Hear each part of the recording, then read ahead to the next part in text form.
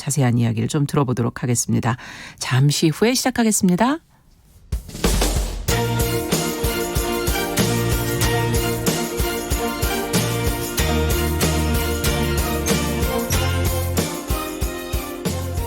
여성을 위한 시사정보 프로그램 KBS 1라디오 정용실의 뉴스 브런치. 여러분의 의견을 기다립니다. 샵 9730으로 문자 보내주세요. 짧은 문자 50원, 긴 문자 100원이 부과됩니다. 네, 샵 9730으로 문자 또 라디오 콩으로도 실시간 들으시면서 문자 보내주실 수 있고 유튜브 라이브도 요즘에는 보시면서도 글을 또 남겨주실 수가 있습니다. 그리고 놓치신 분들은 유튜브를 들어가시면 정용실의 뉴스 브런치 뉴스픽 코너를 저희가 준비해 놓고 있으니까요. 못 챙겨본 중요한 뉴스가 있다면은 여기서도 계속 챙겨보실 수가 있겠습니다. 지금 많은 분들이 들어오셔서 인사해 주셨어요. 최희철님, 윤서영님, 2443번님, 또 7294번님, K753258-578번님. 예, 많은 분들이 인사를 건네주셨네요. 감사합니다. 자, 그러면 주요 뉴스 골라서 알기 쉽게 풀어보는 뉴스픽 이제 두 분과 함께 시작을 해보죠. 송문희 더 공감 여성정치연구소장님 안녕하세요. 네, 안녕하세요. 전혜연 시사평론가 안녕하십니까? 네, 안녕하세요. 네, 삶이 한정판이라는데 항상 시간이 이렇게 없는데. 아니, 저는 네. 오늘 한정판 얘기하시니까 아침에 버스 타고 오는데 어떤 어르신 할머니가 버스를 오르시는데 네. 정말 너무나 천천히 느리게 오르시는 거예요. 예. 근데 그거를 뒤에 서 있던 이제 젊은이들이 굉장히 큰 소리로 불만을 이렇게 표시를 하더라고요. 그래서 보면서 제가 한정판 얘기하시니까 인생은 소모품이 아닌가 이 생각이 들고 우리의 몸이 늙어가고 기력이 예. 쇠해지고 느려지는 거는 나이에 따라 어쩔 수 없는 건데 그렇죠. 그런 말 하잖아요. 너는 늙어봤냐? 나는 젊어봤다. 어르신들 느린 거 좀 이해했으면 어떻겠나 이런 생각이 들었습니다. 네, 그래요. 자, 이제 저희도 알차게 시간 아껴서 하나하나 좀 살펴보도록 하겠습니다. 뉴스를. 먼저 그 조국 전 법무부 장관의 이제 구속 여부가 어젯밤 늦게 이제 결정이 됐는데 법원에서 영장 기각을 했어요. 그리고 어떻게 이제 법원의 판단을 어떻게 보시는지 영장 기각 이유도 좀 밝혔거든요. 이 내용을 두 분께 좀 의견을 좀 들어볼까요? 저는 어느 한쪽의 손도 들어주지 않은 법원 이렇게 정리를 해보겠습니다. 이 법원에서 범죄 혐의는 소명됐다라고 했거든요. 이 그렇죠. 말은 검찰이 수사를 할 만하다라고 본 겁니다. 그러니까 정치권 일각에서 수사 자체에 대해서 문제 제기를 한 부분에 대해서는 검찰이 수사를 할 만한 사안이다라고 한 것이기 때문에 완전히 손에 들어준 것은 아니지만 일부분의 인정은 해주신 걸로 보고요. 하지만 증거를 인멸할 염려, 도망할 염려가 없다라고 하면서 구속영장을 기각한 부분은 일정 부분 방어권을 주장해왔던 조국 전 장관의 입장을 또 들어준 것으로 보입니다. 그러나 양쪽 모두 활짝 웃을 수는 없는 상황이에요. 왜냐하면 법원이 이번에 영장 기각을 하면서 죄질이 나쁘다 이렇게 말을 했거든요. 글쎄요. 예, 그 말은 네. 현 단계에서는 구속의 필요성은 없지만 일정 부분 범죄 혐의가 있다라는 부분을 또 약간 해석한 것으로 보여요. 그래서 조국 전 장관 입장에서는 앞으로 계속 어떤 법리 공방에서 준비를 많이 할 것 같고요. 검찰 입장에서는 검찰의 수사에 대해서는 어느 정도 정당성을 인정해 준 것으로 볼 수 있지만 구속영장을 자꾸 이렇게 좀 남발하지 말아라는 일종의 또 신호로도 해석할 수가 있거든요.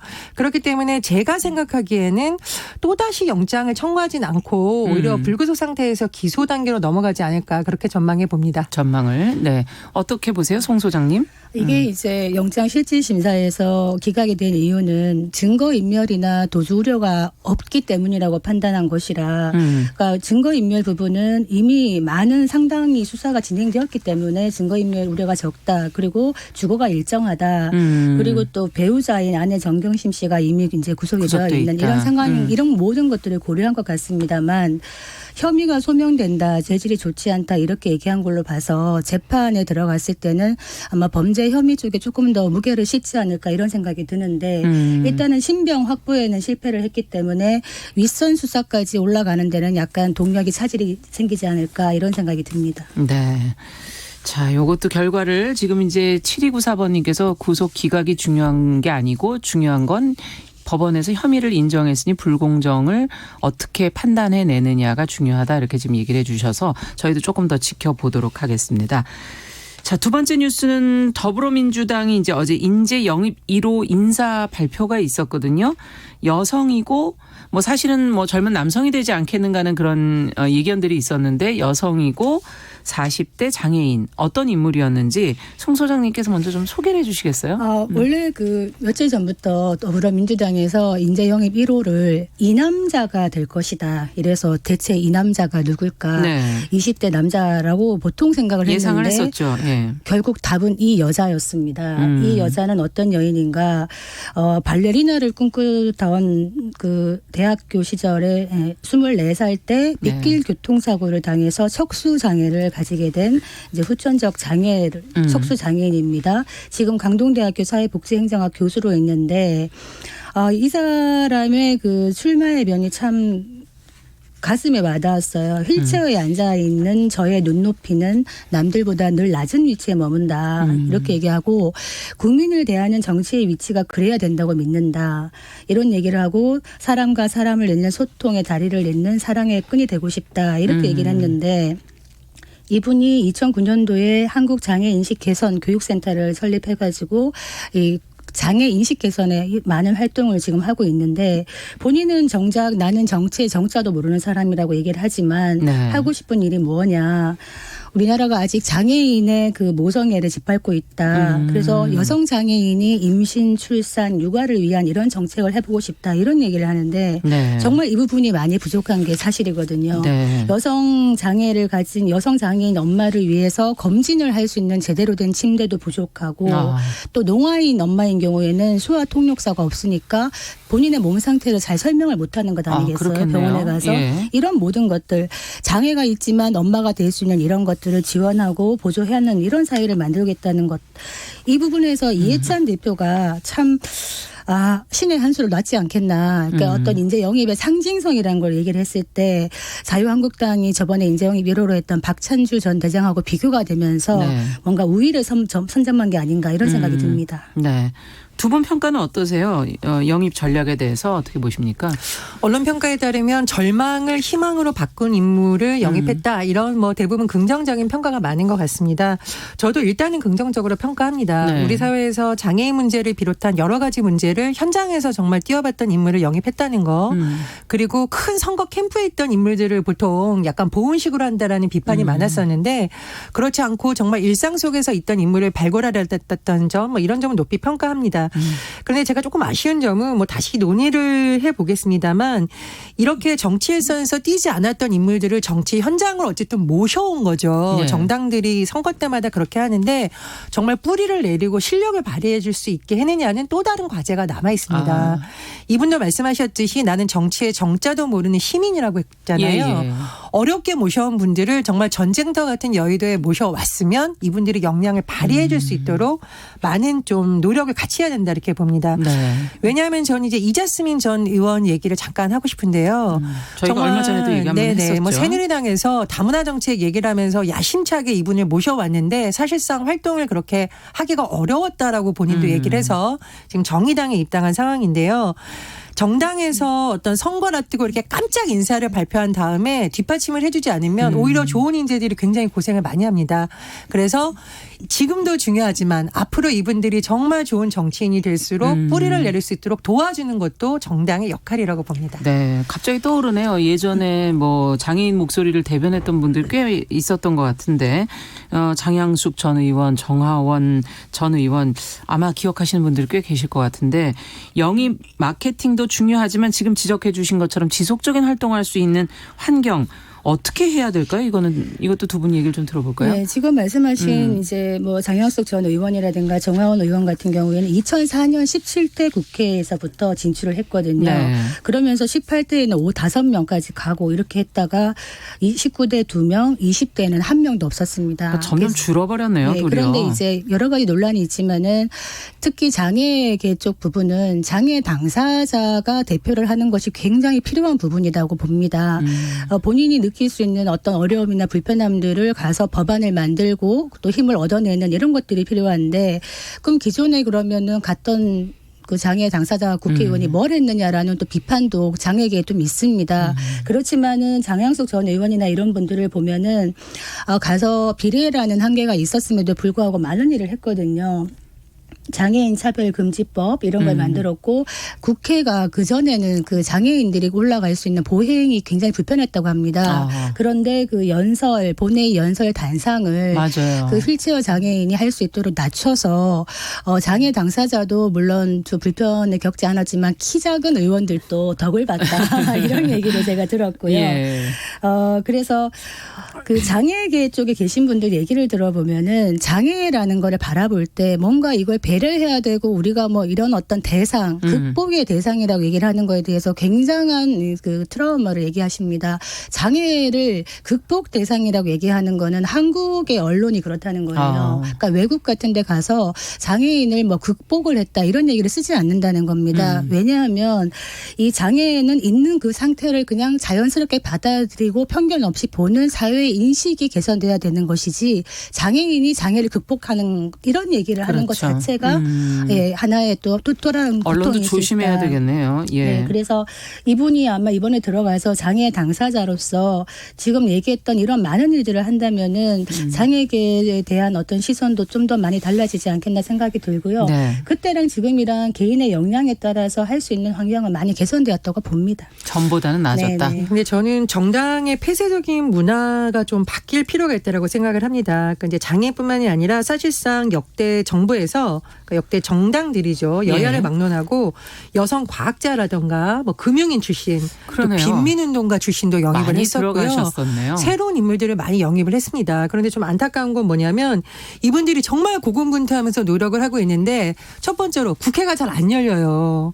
이분들이 계속 장애투쟁에 나가거나 아니면 어떤 정당에서 요구하는 목소리를 내는 사람으로 자꾸 활용하는 기류가 생기다 보니 본인들이 내가 이러려고 정말 국회 왔냐라고 안타까움을 저도 이제 취재 현장에서 많이 들었거든요. 그러니까 정당이 일단은 국회가 제대로 돌아가게 하는 역할을 해주면서 이분들이 정말 입법의 현장에서 전문성을 그렇죠. 발휘할 수 있게 해줘야 됩니다. 어디에 필요한지. 네, 그렇습니다. 예. 그리고 두 번째로 사실 자유한국당하고 민주당에 대해서 계속 제기되는 비판이 웰빙당, 뭐 고관대작이 너무 많다. 이런 자유한국당은 민주당의 경우에는 운동권 출신들이나 네. 특정 대학, 특정 계파가 너무 강하다는 비판이 제기되고 있는데 저는 이 문화를 극복해야만 다양한 분야 인재들이 들어가서 뿌리를 내릴 수가 있거든요. 양쪽 당이 다 변화가 필요하군요. 양쪽 당의 변화가 네. 필요합니다. 그렇지 않으면 이분들의 노력이 정말 밑에까지 쭉 내려가는 것이 아니라 본인의 고군분투로서 큰 성과를 내지 못하는 경우가 있거든요. 그래서 저는 정말 젊은 층이라든가 뭐 4차 산업혁명 그렇죠. 시대라든가 우리가 매일 다루는 환경 문제 이런 부분들이 사실은 정쟁으로서는 그렇게 재미가 없다 이렇게 정치권 평가하거든요. 지금이야말로 재미없는 분야에 있는 분들이 많이 들어야 되는 시기라고 봅니다. 중요한 게 무엇인지. 정말 예. 국민의 삶과 직결된 문제에 그렇죠. 있는 실생활과. 분들이 오셔야 되죠. 예. 그러려면은 아까 말했던 정치의 정자도 모르는 사람들이 각 분야에서 살아 나오는 전문가들이 많이 들어가야 된다. 그렇죠. 저는 그게 오히려 정치 혁신의 밑바탕이 될 맞아요. 거라고 생각하고 선거 때마다 뭐 여성, 장애인, 청년 어떤 데코레이션처럼 어떤 앞에 내세우는데 사실은 이게 그냥 일회성으로 끝나서는 국민들이 아마 제대로 심판하지 않겠나 이런 생각이 듭니다. 지금 자유한국당도 30, 40대 청년을 겨냥해서 비례를 뭐 엄청 몰아주겠다 이런 얘기를 하는데 정말 실질적으로 이들이 일할 수 있는 환경을 만들어줄 자세가 되어 있는가 이런 네. 걸 한번 돌아봐야 되겠죠. 네, 지금 유튜브로 들어오신 잘돼요님 좀 국회를 좀 싹 바꿔달라. 여긴 좀 더 강하게 써주시긴 했어요. 갈아엎어달라고 이렇게 써주시긴 했는데 알겠습니다. 정용실의 뉴스브런치 송문희도 공감여성정치연구소장 전혜연 시사평론가와 함께 뉴스픽 진행하고 있습니다. 주니 XX라고 되어 있는 분께서는 보여주기식인 그런 것은 좀 그치면 좋겠다. 참 제대로 좀 했으면 좋겠다라는 의견을 또 보내주시기도 했습니다. 자, 저희가 이번에 세 번째 뉴스는 국회 본회의에 지금 공수처법이 오늘 상정된다. 지금 그렇게 지금 보도가 나오고 있고 오늘 본회의에서는 선거법 표결이 있을 것으로 지금 예상하고 있죠. 검찰 쪽에서는 지금 이 공수처법 수정안, 최종안이라고 할 수 있는 이 수정안에 대해서 반발이 좀 나오고 있고 윤석열 검찰총장이 화를 냈다 이런 보도가 나오고 있는데요. 이 내용을 먼저 전혜연 평론가께서 좀 정리해 주시겠어요? 공수처법 고위공직자 범죄 수사처 설치법이죠. 이 국회에서도 논의가 됐었고요. 특히 4+1 협의체에서 이 안을 많이 논의를 했었는데 이 안이 잠깐 지금 변화가 있었다는 거죠. 지금 검찰에서 가장 강하게 반발하고 있는 부분은 수정안 제24조 2항에 들어가 있는 내용입니다. 예.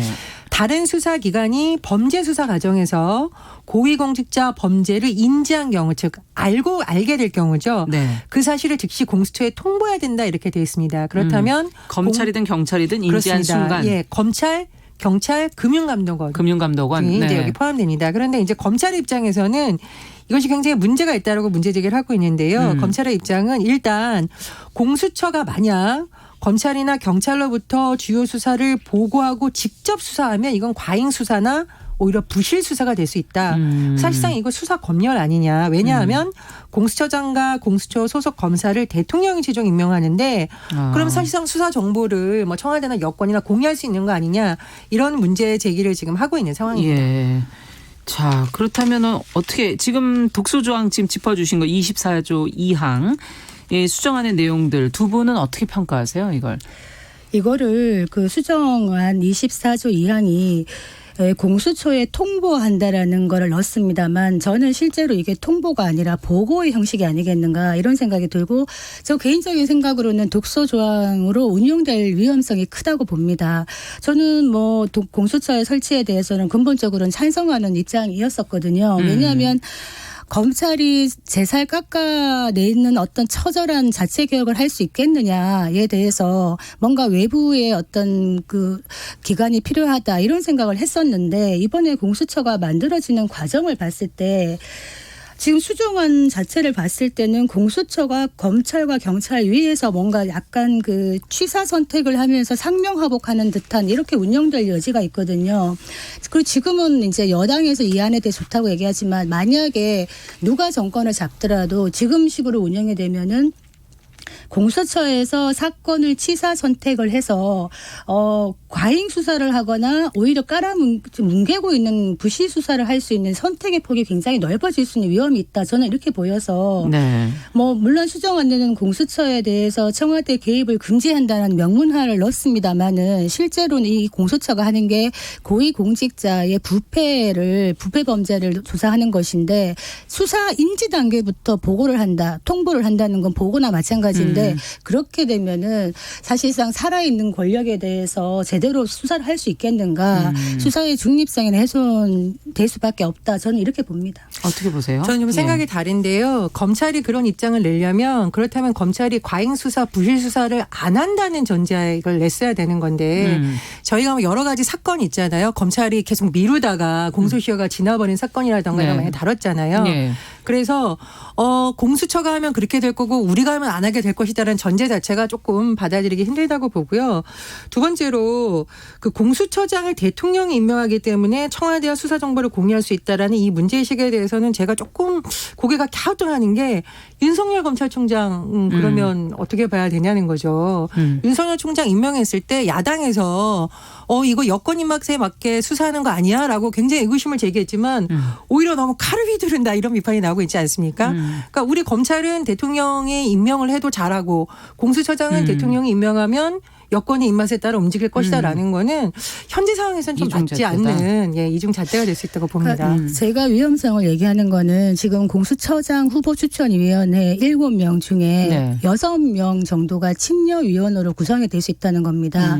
그렇다면 이거는 지금 정권이든 다음 정권이든 누가 맡든 간에 권력을 가진 정권은 이걸 자기 입맛에 맞게 운영하고 싶은 충동을 느낍니다. 우리가 검찰개혁 얘기하고 검찰의 많은 문제점들 우리가 김학의 사건도 얘기했고 저도 공감을 그렇죠. 합니다만 그런 것들을 막기 위해서 우리가 개혁을 해야 되지만은 과연 검찰이 그럼 왜 이렇게 무소불위의 권력을 휘두르게 되었나 국민의 인권보다는 사실은 정치의 책임이 더 큽니다. 각 정권에서 지금까지 검찰을 자기들이 어떤 칼로 쓰는 이런 걸 했기 때문에 검찰이 비대해진 부분이 있거든요. 그래서 공수처 역시 만약에 좋은 취지로 시작을 했더라도 어떤 이런 절차상의 문제로 인해서 정권의 입맛에 맞게 활용이 되었을 때는 이 공수처를 견제할 수 있는 기구는 과연 무엇인가. 이건 좀 초헌법적으로 운영될 수 있는 위험성을 갖고 있다. 이렇게 보는 겁니다. 그런데 현재까지 검찰이 초헌법적 권력을 휘둘렀다는 비판이 나오는 것은 검찰이 너무 많은 거잔을 갖고 있었기 때문이거든요.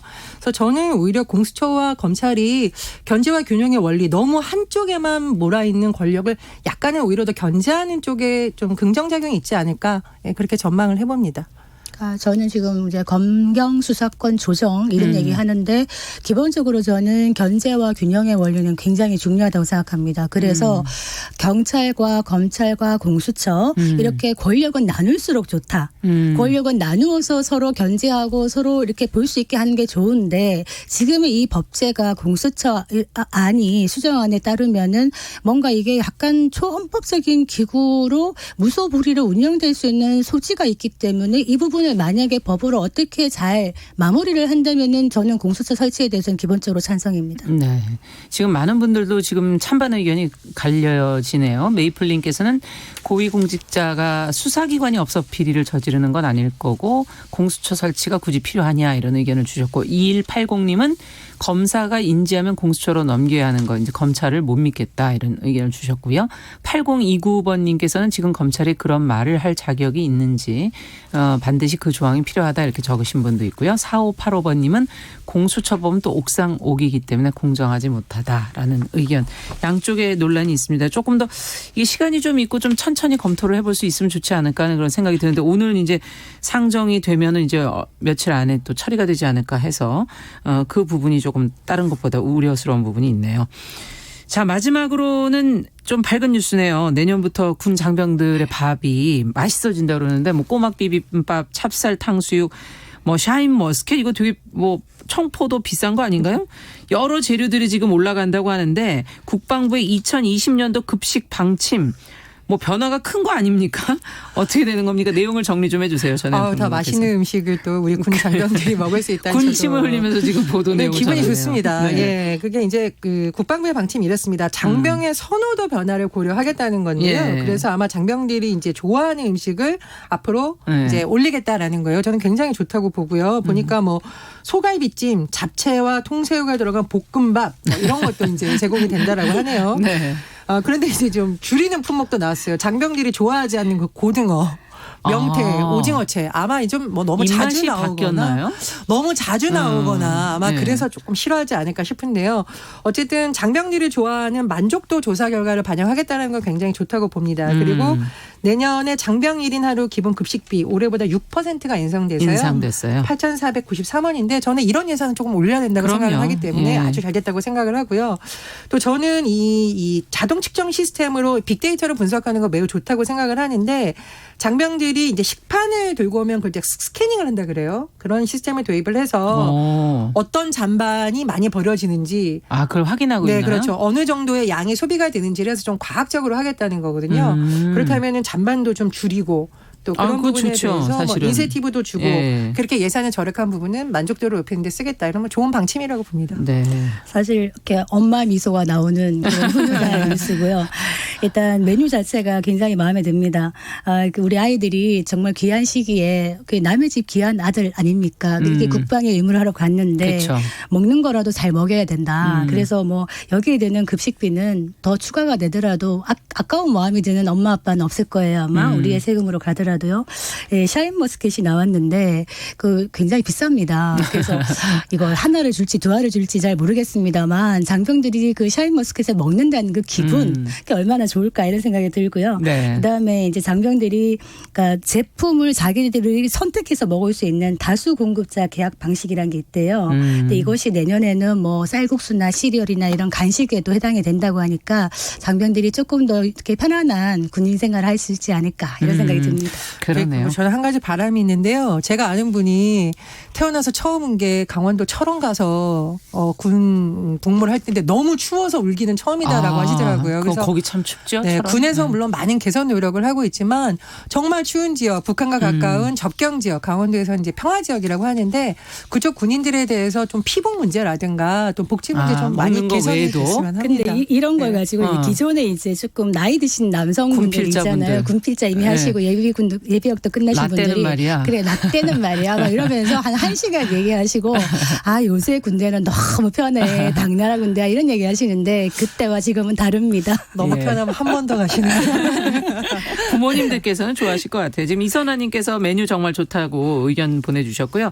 그 유튜브로 황인규님, 미무스원님께서는 뉴스 브런치 시간을 기다리고 계신다고 중독된 것 같다고 의견을 주시기도 했고 최창규님께서는 인사도 올려주셨습니다. 다들 감사드립니다.